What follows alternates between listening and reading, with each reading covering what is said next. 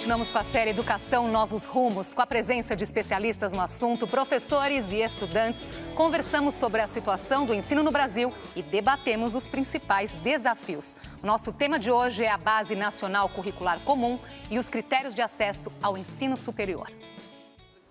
A pressão de fazer faculdade pesa sobre Júlio, a primeira pessoa de uma família de analfabetos a ingressar na universidade. Eu optei por futuro mesmo, para a minha família. Segundo o IBGE, em 2014, 58% dos jovens entre 18 e 24 anos estavam na faculdade.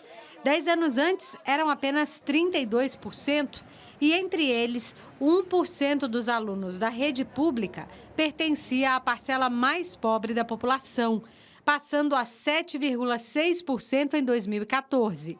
Na rede privada, essa proporção passou de 0,6% para 3,4%. É no banco da universidade que está o sonho de realização pessoal de muitos jovens. E concluir uma faculdade se traduz em rendimento financeiro. No Brasil, a cada um ano a mais de escolaridade, a renda média de uma pessoa sobe 15%. Se ela tiver ensino superior completo, esse acréscimo pode chegar a 47%. Mas as portas das universidades ainda não se abrem para todos. O problema é a Base Nacional Curricular Comum, conteúdo mínimo que os alunos de todas as escolas do país devem aprender. Essa quantidade de disciplinas ela é muito grande, ela não possibilita um aprofundamento em algumas disciplinas específicas que elas são muito importantes na vida moderna, a leitura, a escrita, as artes. Desde 1970, o currículo nacional seguido pelas escolas já foi reformulado 5 vezes. E muitas perguntas ainda não foram respondidas. Esse ensino médio é para o aluno que não pode e que não vai querer continuar estudando, que é mais de 70% dos nossos alunos, ele é para habilitar esse aluno para arranjar o emprego, para caminhar na vida, ou o ensino médio deve ser só voltado para a entrada no vestibular? E para falar sobre o ensino médio no Brasil, recebemos o sociólogo César Calegari, membro do Conselho Nacional de Educação, Lisete Arelaro, professora da Faculdade de Educação da USP, a educadora Guiomar Namo de Mello, membro do Conselho Estadual de Educação, e Luiz Carlos de Menezes, físico e também membro do Conselho Estadual de Educação. E ainda a presença de professores e estudantes em nossa plateia, parte muitíssimo importante desse debate. Obrigada por terem aceitado o nosso convite aqui com a gente mais uma vez. Obrigado. Bom, são várias as questões aí. Eu gostaria de esclarecer uma delas. A começar, o novo currículo do ensino médio será estipulado pela Base Nacional Comum Curricular, como foi colocado aí na reportagem, que ainda está em discussão no governo, essa base. E que no caso do ensino médio deve acontecer em 2017. Vou começar justamente explicando qual é a relação entre a base comum e a medida provisória que está sendo proposta. A medida provisória menciona a base. Agora, a base está em elaboração. Nesse momento, um grupo deve estar se voltando a aperfeiçoar o trabalho da base. E é preciso, sim, aperfeiçoar. Houve um progresso importante da primeira para a segunda versão, mas ela ainda traz deficiências. Por exemplo, se você quer promover alguém com capacidade de intervenção, de crítica, de argumentação, é preciso que essas qualidades sejam sinalizadas nos chamados objetivos de aprendizagem que estão na base. E os objetivos são muito descritivos e repetitivos, curiosamente, tá certo? Então, a despeito de eu ter trabalhado na base como um dos assessores, eu olho criticamente esse aspecto e eis alguma coisa que precisa ser modificada. E o Conselho Nacional de Educação deve olhar essa coisa e validar ou interferir. Então, é sim importante que se complete a base, que ela seja submetida ao Conselho Nacional e que ela tenha esses aperfeiçoamentos. O senhor está bem próximo dessa discussão. Vale colocar aqui que o senhor é assessor da Secretaria do Ensino Básico do MEC, justamente para a elaboração da Base Nacional Curricular, certo? Professor, o que essa base deve conter? Então, eu vou dizer uma coisa para vocês. Eu tenho medo da base. Hoje tenho medo da base. Ela já tem a segunda versão disponível no site do MEC. tem 648 páginas. Isso que está sendo revisto. E, portanto, isso significa que começou-se a descer num nível de detalhes que já não é mais base, é base, meio e fim. E isto me preocupa, porque, de fato, se nós formos defender aqui uma concepção perigosa de currículo único, os germes já estarão dados na base. Lógico que nós vamos esperar para ver. Agora, a medida provisória vincula quase tudo à base, tá certo? Formação dos professores, a existência de escolas de tempo integral, tá certo? Ou faz o que o seu rei mandar, ou não terá nem financiamento, nem autorização. Eu achei isto um exagero na própria medida provisória e eu espero que a discussão democrática possa realmente excluir isso, caso a medida provisória permaneça, né? Nós ainda estamos lutando para ela cair. Mas, de todo jeito, é surpreendente, né, a vinculação que foi feita aqui para todos os efeitos, para o efeito do Enem, para o efeito da formação de professores no Brasil e, logicamente, até para o funcionamento dos estados que quiserem um dinheirinho, troquinho, porque não há recurso, um troquinho para manter escola em tempo integral, vai ter que se submeter. Vai ter que provar que o que é trabalhado é exclusivamente aquilo que foi pedido na base. Então, atenção, professores, autonomia docente está indo para as cucuias. É bom que a gente se alerte com relação a isso. E, por favor, leiam a parte já das 648 páginas para ver onde que nós estamos. Essa repetição que o Luiz está dizendo é surpreendente, que tem lá ano a ano, tá certo? Ano a ano, o que cada um dos professores no Brasil, de cada disciplina, tá certo? Não é interdisciplinar, de cada disciplina vai fazer nas suas disciplinas. É isso, nas suas aulas. A Base Nacional Comum, ela basicamente, ela é uma declaração, como o César Calegari colocou, de direitos de aprendizagem, mas o problema é que direitos de aprendizagem não deixa claro exatamente como é que se concretiza esse direito em termos de aquilo que o aluno tem que aprender. Então, ela traduz esses direitos de aprendizagem em competências, habilidades, conhecimentos, valores, atitudes que o aluno tem que aprender. E ela sugere os conteúdos, mas ela não... Eu gostaria de lembrar que ela é obrigatória, inclusive quanto à formação de professores, materiais didáticos, etc., desde o Plano Nacional de Educação. Quer dizer, a obrigatoriedade da base não é de agora, ela é do Plano Nacional de Educação. Não exclusivamente. Então, neste sentido, o governo está cumprindo o que o Plano Nacional de Educação faria. Foi ele que tornou obrigatória a existência da base, tanto que o governo anterior se mobilizou para fazer em função de que esse era um objetivo do Plano Nacional de Educação. Foram feitas duas versões. A segunda versão foi distribuída para todos os municípios, para todas as secretarias estaduais, e foram realizados seminários no Brasil inteiro com os professores a respeito da base, e subiu para o MEC um conjunto de documentos, de informações e de críticas. E muitas dessas críticas iam na direção que o Menezes falou, portanto, existe um grupo trabalhando numa versão 3 da base, que basicamente é pegar aquilo que está feito e ordenar, e arrumar. Por exemplo, coisas do tipo, energia solar, você tem em física no primeiro ano, mas depois a química colocava no terceiro ano. Esse tipo de dificuldade não é trivial de fazer, uma base nacional nesse sentido, ele é um trabalho complexo, e é um pouco isso que está sendo feito. A coerência, a consistência, a progressão, né? Se o que estava vendo na sexta série tinha a ver com o que foi colocado na quinta e vice-versa, né? Então, esse trabalho está sendo na base nacional comum. Não é um currículo comum. Eu sempre fui, desde o início, me manifestei contra a ideia de ter um currículo nacional comum. Os estados e municípios poderão trabalhar os seus currículos a partir da base nacional. Mas aí, de que forma isso vai acontecer, Calegari? Qual vai ser aí o papel dos estados? Depois do Conselho Estadual, nacional, é evidente. Qual vai ser o papel dos estados na elaboração dos currículos? Então, veja que nós temos hoje já diretrizes curriculares no Brasil, né, para o ensino fundamental, para a educação infantil, para o ensino médio. Mas elas não têm sido suficientes, né, para garantir os direitos de aprendizagem.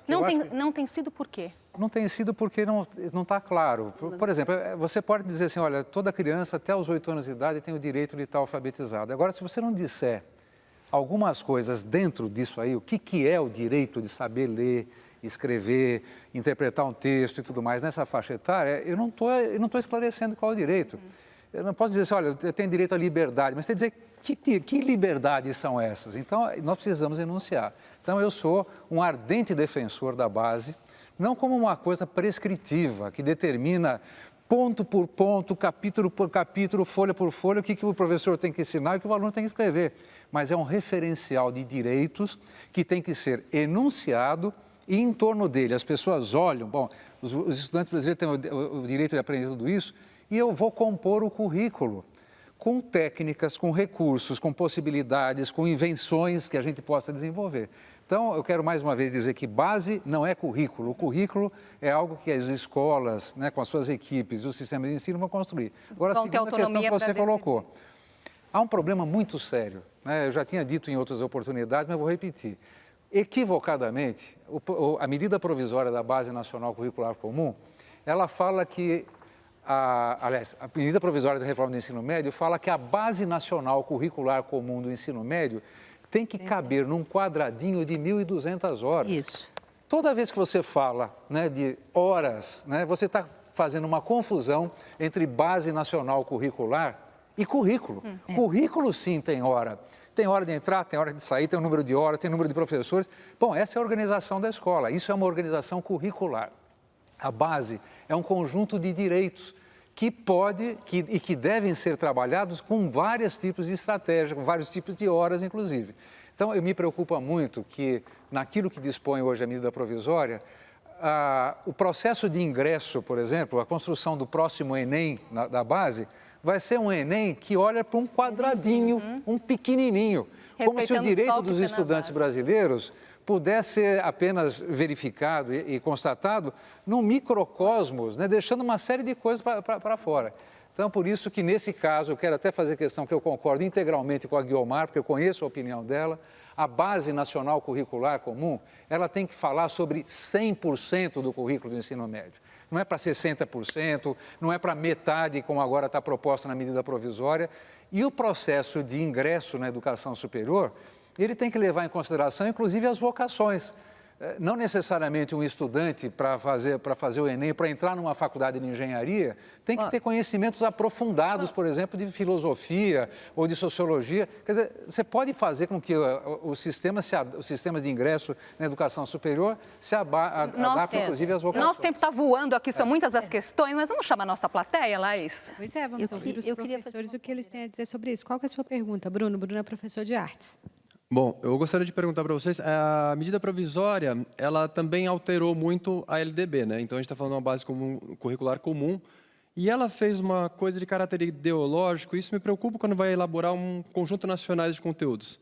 Ela cortou com um risco história e cultura indígena, história e cultura afro-brasileira, são leis de anos de conquista. Eu, como mestiço, nunca tive um aprofundamento em cultura indígena. Então, como é que essas coisas podem ser cortadas por uma medida provisória? E se ela está querendo diversificar e aumentar, isso não foi uma redução? Nós temos aí vários Brasis em um Brasil. Como que são tratadas essas questões também, professor? Eu vou me somar à preocupação dele pelo seguinte. A medida provisória diz textualmente que a Base Nacional Comum Curricular disporá sobre os temas transversais que poderão ser incluídos, eu entendo, ou não, nos currículos de que trata o CAPT. Ou seja, você chegar a definir temas transversais, historicamente, é aquilo que a comunidade exige, trabalha, traz. Então, se eu estou numa comunidade indígena, numa origem, ali tem um problema, vou discutir gênero, etnia, etc., são eles realmente que estarão presentes. Então, eu tenho dúvida sobre isso, da mesma forma que eu diria o seguinte, é a primeira vez no Brasil que nós vamos ter uma orientação unilinguística, em que se definiu que a língua principal no mundo e no Brasil, de hora em diante, é o inglês. Excluindo, inclusive, com uma conquista, que eu acho brasileira, em 2005, que era o espanhol. Tá certo? Desconhecendo, inclusive, a possibilidade, a variação e a importância polilinguística. Aqui está, de hora em diante, vai estudar inglês. Eu até acho que o jovem poderia escolher o inglês, mas que ele possa escolher o inglês e não do jeito como está dado aqui hoje, altamente dirigido. Eu acho que a Base Nacional Comum, como está elaborada, inclusive na sua declaração de princípio, essa ideia da diversidade étnica e cultural está bastante explicitada. Eu acho que falta sim, que nos objetivos de aprendizagem isso se reflita. Então, ela está na declaração de princípios e é preciso que a base realmente traga isso. Agora, é preciso tomar cuidado para não inchar e criar uma disciplina de estudos afro-brasileiros, uma disciplina de... Não se trata disso. Se trata de, ao lidar com história, ao lidar com cultura, ao lidar com língua e literatura, trazer esses elementos todos. Isso está sinalizado nos direitos, está insuficientemente refletido nos objetivos. Eis algo que a base tem que ser aperfeiçoada. Eu acho que... Nós vamos precisar ir para um rápido intervalo, nós voltamos já. Continuamos nesse assunto, não saia daí. Na série Educação, Novos Rumos.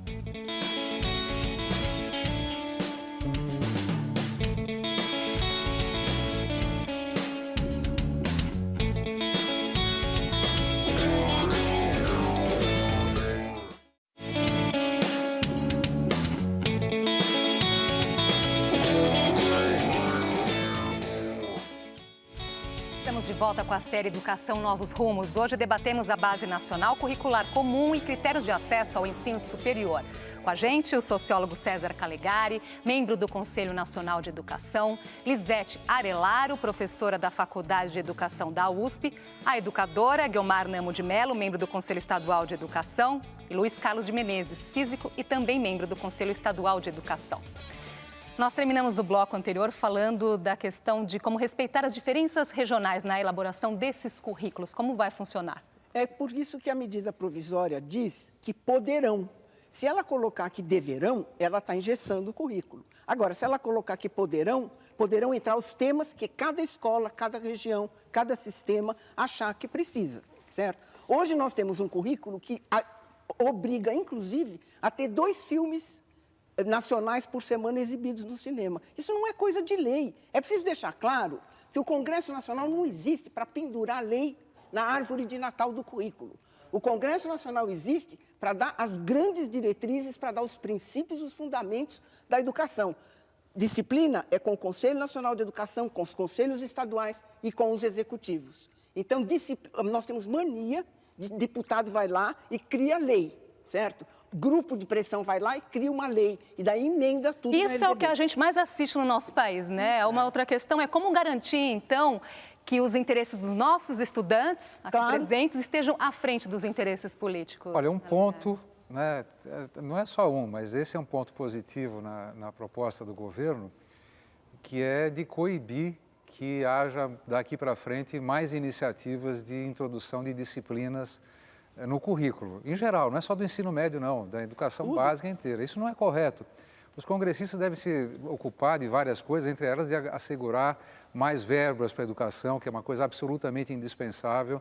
Eu tenho uma preocupação muito grande com a questão da PEC 241, que está... Bom, mas isso é outro assunto. Agora, de qualquer maneira, nós precisamos fazer uma inversão. Hoje em dia, são os grandes vestibulares, inclusive o Enem, que estão orientando o currículo. Isso é uma subversão completa do processo, né? O carro está na frente dos bois. Nós temos que fazer com que os bois estejam na frente dos carros. Ou seja, que haja uma base nacional curricular em torno da qual os exames nacionais, os vestibulares e tudo mais comecem a se organizar. Isso. O livro didático seja produzido com base na... Enfim, e a formação de professores. E a formação de professores. Por isso que eu vejo, viu, Lisete, que eu entendo a sua preocupação.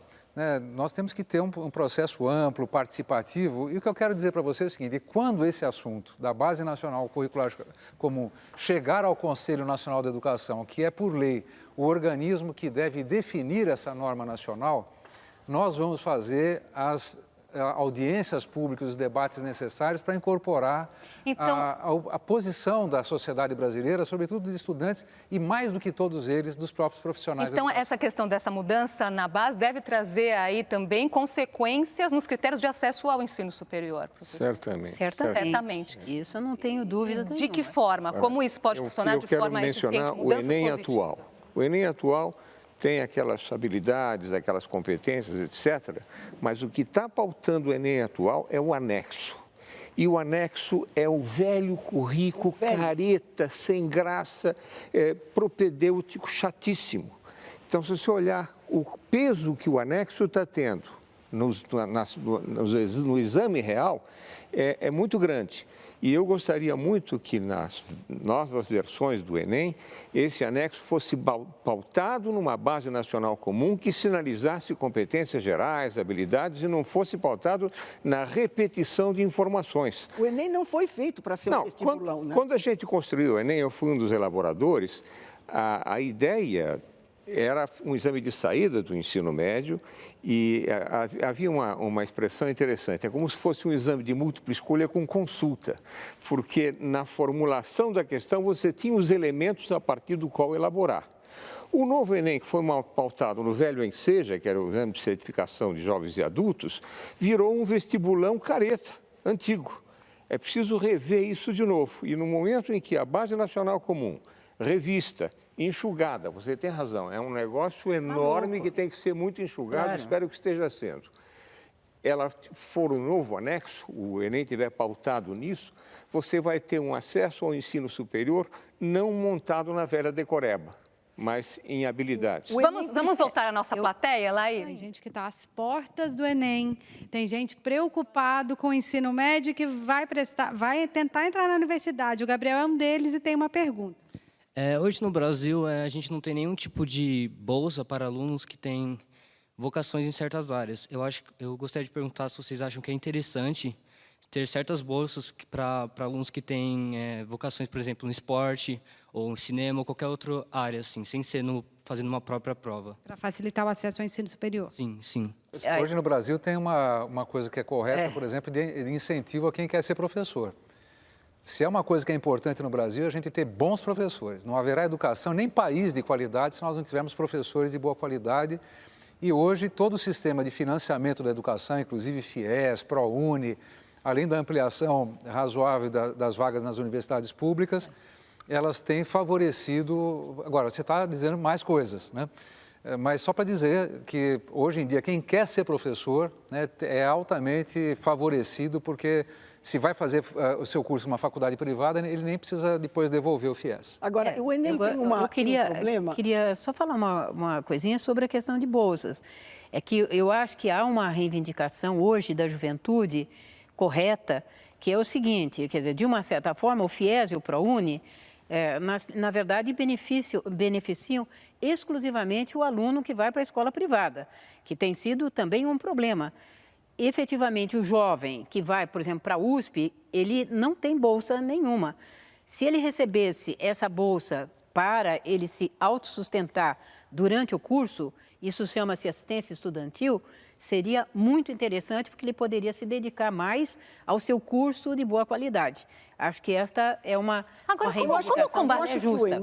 O Enem tem um problema que ele pede a mesma coisa igual para todo mundo. Na verdade...